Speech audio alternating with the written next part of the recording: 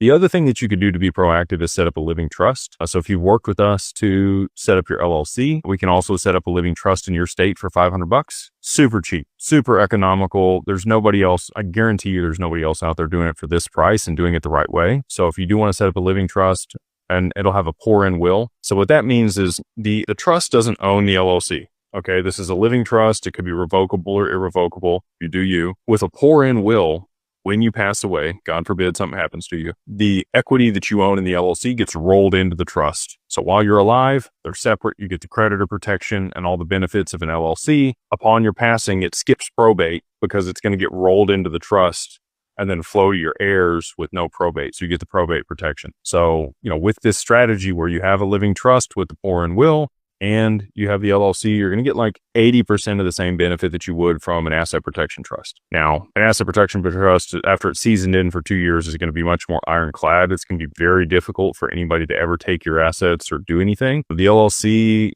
again, corporate veil, as long as it's maintained and it's in the right jurisdiction, it's got charging order protection in Wyoming, makes it difficult for anybody to do anything other than put a lien against it. But that would be the two things that I would say.